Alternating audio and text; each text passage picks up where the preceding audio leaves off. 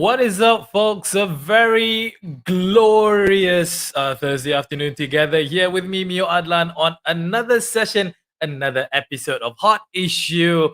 What's for lunch? Nampak tak lapar sebenarnya because tak makan lunch lagi. And so we are actually here. We are here to always discuss with you, to share with you the hot issues, latest stories, whatever that is happening across our community. Banyak perkara yang kita nak bangkitkan, banyak perkara yang kita nak kongsikan. Make sure you guys share this particular video, give us a comment down there, ask us any questions that you may have, and also do check out our our podcast on Spotify as well as on iTunes for our previous episodes. Apa yang you all mungkin tinggal topik-topik menarik yang kami telah bahaskan, yang kami telah bincangkan. Skemanya bunyi saya. Kerana apa saya skema? Sebab saya ada dengan orang yang paling skema sebenarnya yang kita ada bersama-sama kita, Encik Melvin Lam. Hey Melvin, what is up?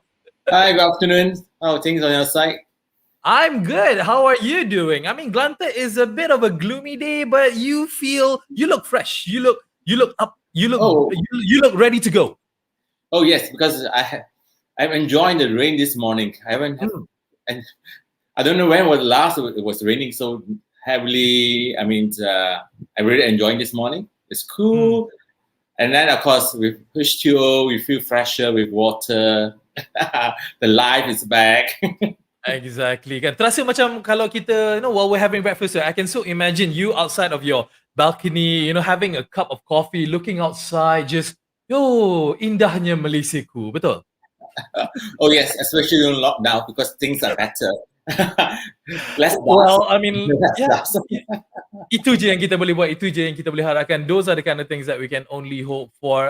Melvin, okay, let's move things on. Let's just dive in directly on what we're going to be talking about. Unfortunately, for this episode, we are going to be highlighting, or we are going to be, discussing about two very, very serious topics that definitely have impacted a lot of Malaysians, a lot of people out there. Like it or not, at the end of the day, right now, we're living in a time where it is difficult.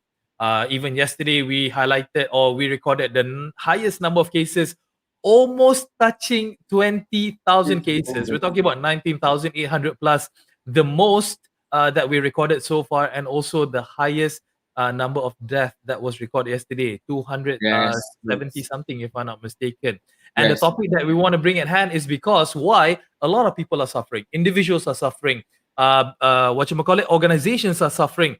Basically, everyone is suffering, and people that we want to highlight this time around is business owners, because business owners are definitely suffering right now. Melvin, kick things off. Yes, business owners, especially the small business SMEs, until now, they're not allowed to open. Factories have been, I think, have got their permission long time ago, but not small business, like your neighborhood business. So everyone is suffering. I mean, even it was reported, the fishermen also lost a lot of money during this time because they are unable to sell the catches to the wholesalers due to the lockdown. Mm-hmm. And they have to sell back to their own local communities, which doesn't carry a good price, So it means that it's oversupply of seafood. People do not go out and dine as much as those days. That's why it's very impactful. Like me, I have not been having my haircut for the last 3 months. Not a problem with me. So I'm sure that's not a problem because you are pretty lucky. It's quite interesting is the Malaysian Bumi Putra Barbers Associations, which has there are about 20,000 members, and they say they also need financial aids because their business has been badly affected. I go to my barber, which is also I have a Bumi Putra chain. There's about 5-6 chains of them in Kuala Lumpur. They had to close down for the last 3 months. Yeah. So it's very impactful. I mean, you're talking about certain like shops like but this morning like those small business like I don't know about your neighborhood. Mm. Those small boutique, fashion boutique, they're not allowed to open. Even in, my plants, they are in dire need of fertilizer, and then my Yeah. nursery nearby has been closed. Mhm. Even supermarkets, nurseries sections, I go to Aeon, Mm. but the fertilizers ran out because they don't have supply at all. Yeah. Yeah, so Yeah, exactly. I mean, like, no, to share my side of the story is that because I live in PJ, I live in Kota Damansara, and even before the pandemic hit, there were a lot of shop lots around the area that were already closed. A lot of to let for sale and to let sign were already up. But unfortunately, within this past 1.5 years, more and more shops had to be closed down because the fact that they could not sustain, they could not survive whatever it is that is happening right now. Dia orang just memang tak boleh nak maintain dengan apa dia ada. Yalah, contohnya kalau you bukannya dalam industri-industri yang boleh menjalankan perniagaan you, if you're not under the essential business as stated in the PKP or the MCO under Plan Pemulihan Negara, it's unfortunate that you are not able to actually run your business at all. Plenty of shops, a lot of restaurants yang mana yang tak ada chain tau. We're talking about, you know, your mom and pop store. Ada yang entrepreneur yang baru buka restoran baru. I have a friend, just sharing with this, Melvin. I have a friend who literally opened up a brand new business back in December 2019. You boleh bayangkan tak? You buka business 2019 dengan harapan with a projection. What's your 3 months plan? What's your Q2 plan, Q3, Q4, so on and so forth. Having a proper marketing plan and whatnot. And then the pandemic hit in March. They could still survive because you know, they had to, orang kata apa, they had to diversify. They had to, you know, be creative. But that worked in a short run. But unfortunately, I've heard from him at the end of last year, at the end of 2020, he had to close it down. Not even 1 year in business, Melvin. Sedih sangat kan? It's really today. I mean, don't look too far. Your friends opened December 2019, right? Yeah. His business. The same time, that's where Act Now makes debut. We made our debut in December 16, officially December 16, 2019. Of course, we have our 1 year plans, you know, what we're going to do, executions, and all these things. But until today, we are not able to actually iron out because when it was the time after the first lockdown, I thought we are ready in July, August, then things get worse, things slow down, second lockdown, third lockdown now. So for 1.5 years, we are not actually being able to iron out our marketing plans. You know, so it is. I say don't need too far. Act Now face the same fate. You know, experience the same fate. And then we have other business like second-hand car dealers. Yeah, they have suffered a lot as well. You know, because I was told that they lost about 30,000 in sales every month. You know, so they're not allowed to open. And what else? We have the fashion, textile, apparel industries lost. Also, they're losing something like 163 million ringgit per day. You know, you look at those shopping malls. I mean, F&B allowed to open for so-called catering for takeaways and whatnot. takeaways. Yeah, but the other than that, they're closed. The other outlets are closed, and they had to maintain the operation costs and all these things. So it's no joke. Yeah, I mean, like bila kita tengok balik masalah ni kan, yeah, we are trying our best. I mean, granted, you know, you've listened to the government. They have given up, you know, whatchamacallit, some parachute payment. They've been trying to help the rakyat, you know, to give out some sort of incentive or some sort of you know, help money wise, you know, for SME owners, for micro business owners out there, even for big conglomerates and everything. Tapi it is as what we have always discussed in the show. That is just a short-term fix. Itu hanyalah, you know, just a payout for 1 month or 2 months doesn't really help anything. Do you think that this falls under back to the business owners themselves? Are business owners just too manja, if I would say, because the fact that they are so reluctant in trying to change or trying to adapt with the situation? or is it the situation really is hard that you can't do anything? What is your opinion? What do you think? It's not say manja. Let's say you're a hair barber, Yeah. you know, you want to operate, you can't. You are they allowed to do house call? It's actually they can't. Yep. So what do you do? They're in service line. You expect everyone to open a food store, selling nasi lemak, then we have plenty of stores along the road. So how creative can we be? You know, so I guess because the rate of vaccinations is great. Every day we have a couple 100,000 being vaccinated. I think the authorities should look into some facility, like people who have done, the barber themselves have 2 vaccinations, and the so-called the customers have done, like me, I've done my 2 vaccinations about 3 weeks ago. You know, we are complete. So probably it's more flexible in the sense open up for them.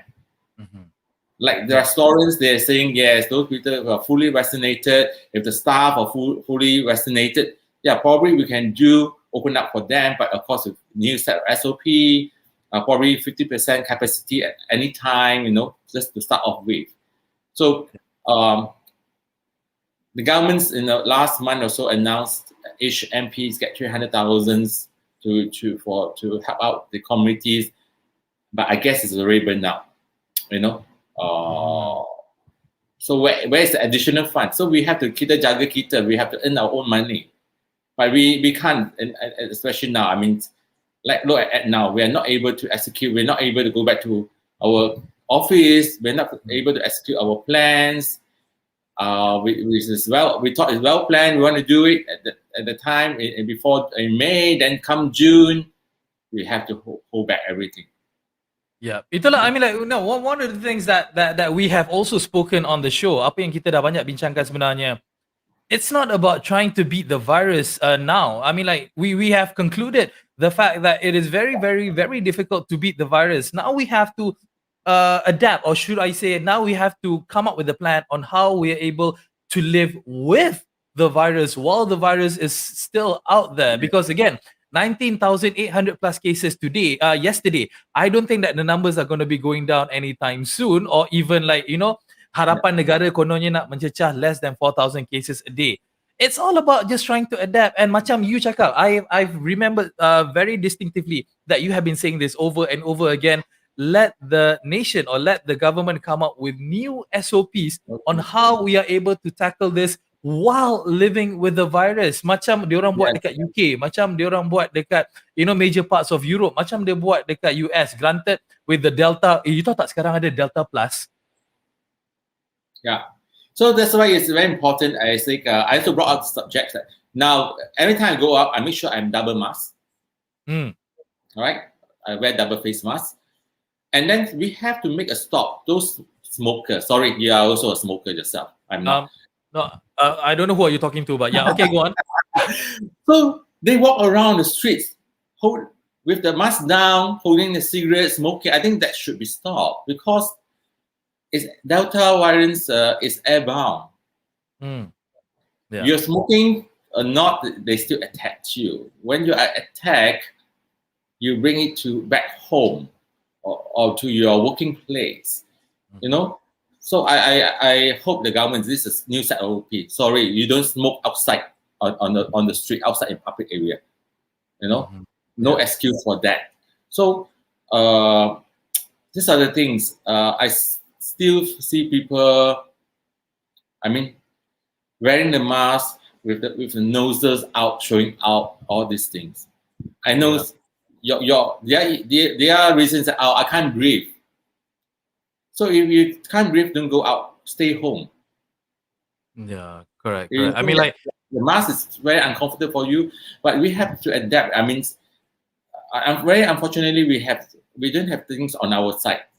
You know, it's not so-called a bit of roses. We want to. I mean, it's my freedoms. How I want to use it to be. Yeah, your freedom is restricted to your house. Yeah, that's how you want to do it. But when you're out, please responsible for each other. Itulah apa yang kita boleh harapkan sebenarnya to all business owners out there. We know that it's difficult. Again, Melvin being a business owner, I myself do dabble myself in some business. It is definitely a very, very difficult time right now. It's even worse than how it was 3 months ago, 6 months ago, nine Yeah. months ago, even 1.5 years ago. But all the only thing that we can do is just try the best that we can. We appreciate actually kepada our viewers out there, to all our viewers right now, please leave out any comments out there if you think that you have some sort of a solution, apa-apa yang you rasa yang that can work. Maybe there's some tidbits or there's some secrets that you want to share with Malaysians out there, because we are for the community. We want our community to strive as much as possible. So do please share all of your comments down here whilst we are actually talking about this conversation. Speaking about that, Melvin, we want to Yeah. jump into the second topic. It is very closely related to the first topic that we just had, which is businesses facing losses. But now Yeah. we want to talk about the true business right now. Business yang sangat-sangat maju sekarang, if I may say so, yang sangat pesat membangun, that is very productive right now, is the Yes. e-hailing business. When you talk about ordering food, when you talk about ordering things, getting things delivered from point A to point B. But the thing is right now that there has been a lot of ruckus, there has been a lot of noises coming out from the vendor's point of view, that these food delivery platforms, you know which one they are, either they are pink color There's not or many green around. color, whatever color, they are overcharging. They are overcharging the vendors because they say it's for the service. Let's talk about this, Marvin. What do you think? It's true. It's very high commissions they're asking in the region of 30 to 35%. You ask me, in an ordinary, a normal setup of food business, the margin is not that high unless you are premium restaurant set up, like in the 5-star, 6-star hotels. The prices is extra high. But in the normal circumstances, restaurants, those kopitiam and all those things, I think they hardly make 20% margin themselves.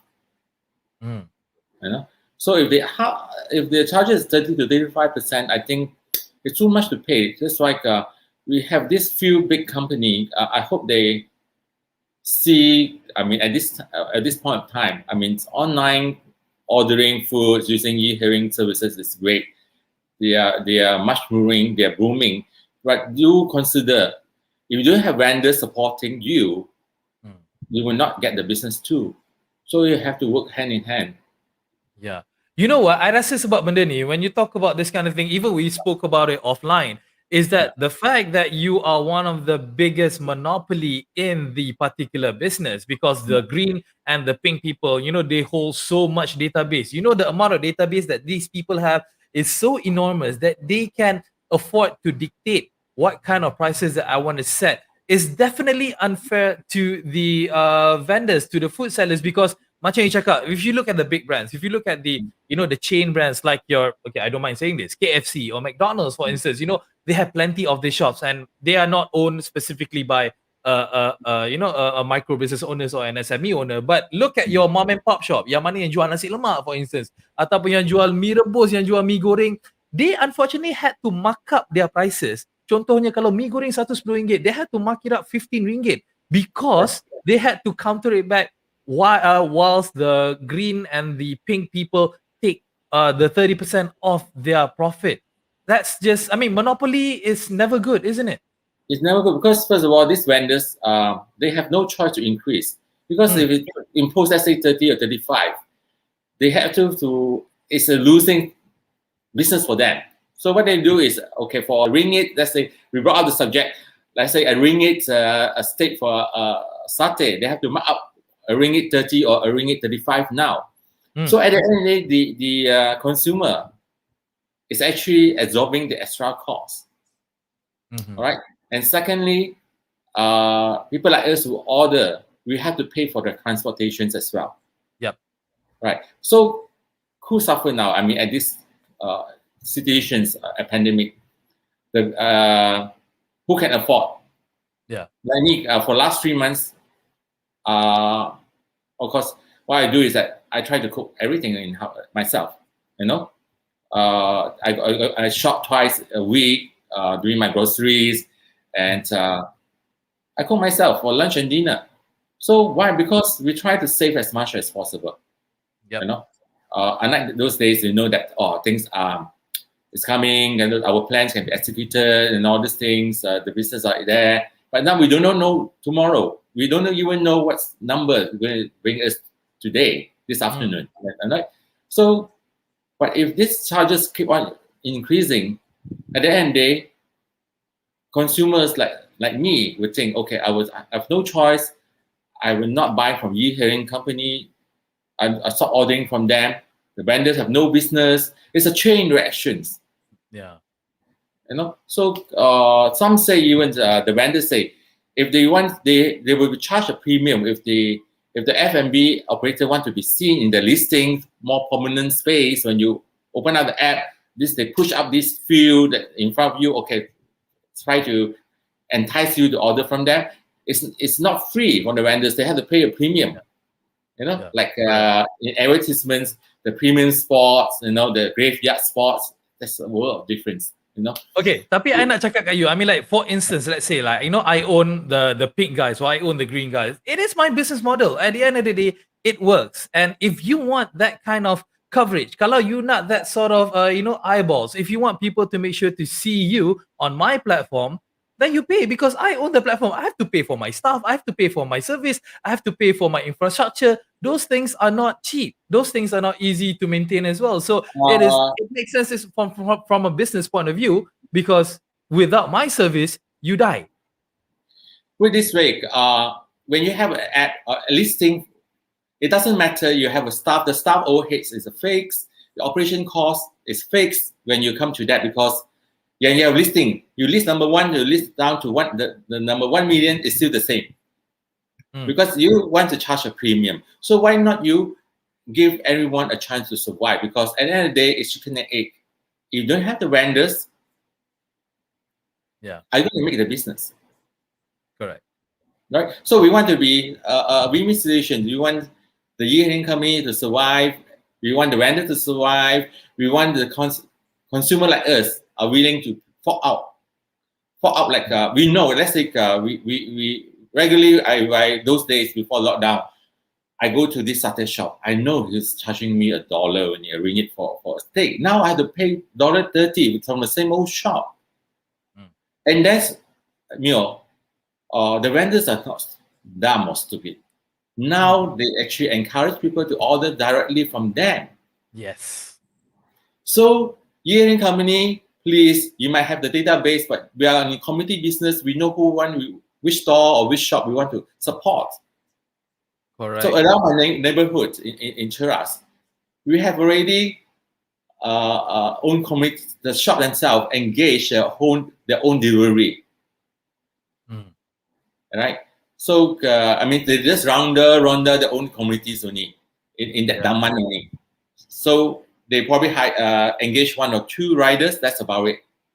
They send the sundries, so-called the sundries that they buy, or the food that they buy. You know. So please, this is also something they should consider. Yeah, correct. I mean, like, at the end of the day, because of this pandemic, we didn't mind as much when the situation was not as dire as we are in right now. Kalau kita nak cerita benda yang 2 tahun lepas, okay, maybe it's fine. Maybe it's okay because people are living their lives as normal as they possibly can. Ada yang banyak, ada kerjaan, ada yang ada bisnes sendiri. So they have a bit more income than what we have right now. So what we are asking to all of the e-hailing companies out there, e-delivery companies out there, just to be harmonious. Kita Malaysia, we want to help each other. We want to survive with each other.